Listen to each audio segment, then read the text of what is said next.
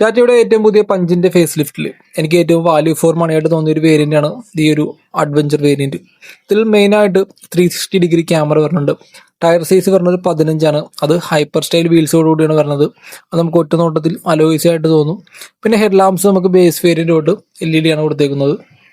പിന്നെ നമുക്ക് ഇതിന്റെ കൂടെ തന്നെ പുഷ് ബട്ടൺ സ്റ്റാർട്ടും ഓട്ടോമാറ്റിക് ക്ലൈമറ്റ് കൺട്രോളുള്ള AC-യും റെയിൻ സെൻസിങ് വൈപ്പേഴ്സും അതുപോലെ തന്നെ ഹോട്ടോ ഹെഡ് ലാംപ്സും കൂടി വരുന്നുണ്ട്. ഇതിന്റെയൊക്കെ കൂടെ തന്നെ ഒരു പുഷ് ബട്ടൺ സ്റ്റാർട്ടും ഒരു ഇൻബിൽഡ് എയർ പ്യൂരിഫയർ പ്ലസും കൂടി ടാറ്റ ഈ പ്രാവശ്യം കൊടുത്തിട്ടുണ്ട്.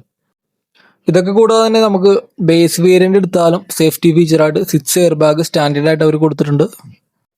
പിന്നെ ഇതിനൊക്കെ പുറമേ ആയിട്ട് അവരൊരു പുതിയ ടർബോ എഞ്ചിനും കൂടി പഞ്ചിൽ കൊണ്ടുവന്നിട്ടുണ്ട്. അപ്പൊ നമുക്ക് ഈ ഒരു അഡ്വഞ്ചർ വേരിയന്റ് തൊട്ട് നമുക്ക് ഒരു ടർബോ എഞ്ചിൻ നമുക്ക് മാനുവലിൽ ലഭിക്കുന്നതാണ്. ഈ ഒരു അഡ്വഞ്ചർ വേരിയന്റിലും ടോപ്പ് എൻഡ് ആയ അക്കോംപ്ലിഷ്ഡ് വേരിയന്റിലുമാണ് നമുക്ക് ടർബോ എഞ്ചിൻ ഉള്ളത്. കൂടുതൽ ഡീറ്റെയിൽസും ഫീച്ചറൊക്കെ അറിയാനായിട്ട് താഴെ ഫസ്റ്റ് കമന്റിൽ ഒരു നമ്പർ പിൻ ചെയ്ത് വെച്ചിട്ടുണ്ട്. അതിലേക്ക് ജസ്റ്റ് ഒരു ഹായ് മെസ്സേജ് ഇട്ടാൽ മതി.